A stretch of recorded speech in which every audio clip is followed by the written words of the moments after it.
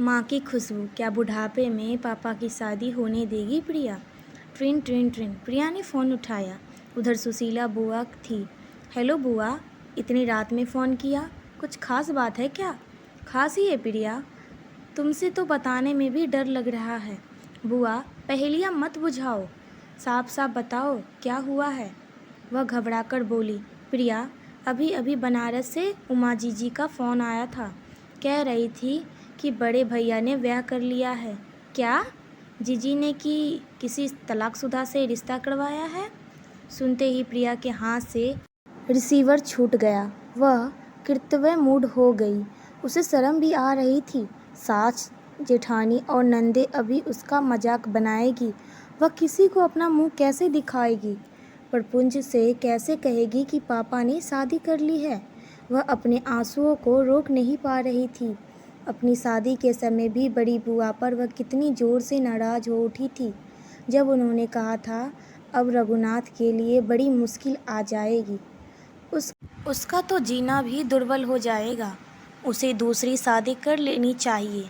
उसे याद आने लगा जब वो आगरा जाती थी तो कितने हक से माँ के सारे सम्मान को सहेजती थी।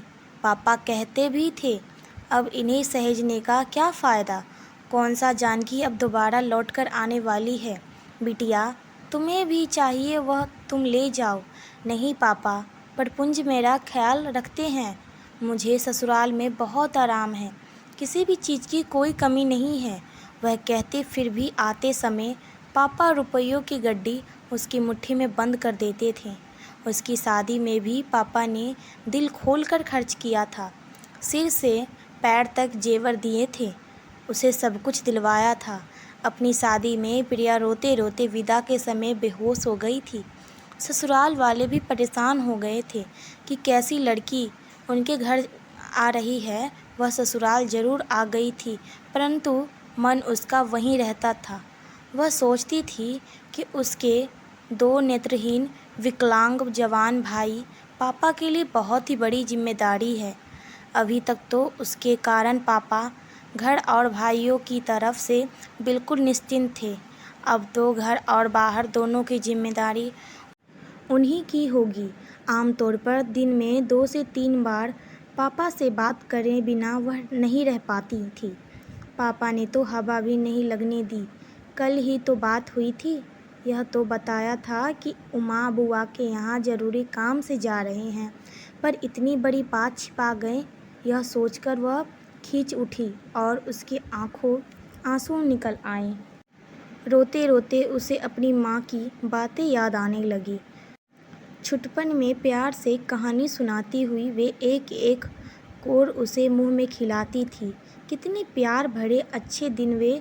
प्रपुंज के आने की आहट से वह चौंक गई। उसकी ओर देखते हुए बोले, क्या हुआ, बड़ी उदास लग रही हो, तुम्हारी तबीयत तो ठीक है? प्रिया अपने को रोक नहीं सकी। वह प्रपुंज से लिपटकर फक पड़ी।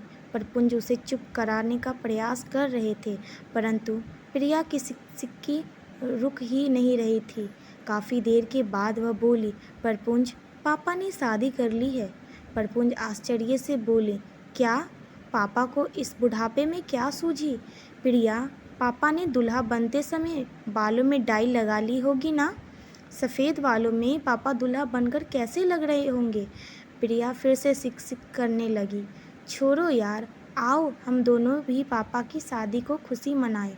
प्रपुंज ने माहौल थोड़ा हल्का करने का प्रयास किया। क्रोधित होकर प्रिया पैर पटकती हुई कमरे से बाहर चली गई। काफ़ी वाद विवाद के बाद दोनों में तय हुआ कि वे पापा से सारे संबंध तोड़ लेंगे। रात को सोते समय भी प्रिया सोचने लगी। महीने भर पहले ही तो वह चचेरी बहन रोली की शादी में गई थी, तो तभी बड़ी बुआ कह रही थी, भैया, ज़िंदगी में मुसीबत ही मुसीबत है। घर वालों के बिना घर सूना है, कोई थाली परोसने वाले तो चाहिए ही।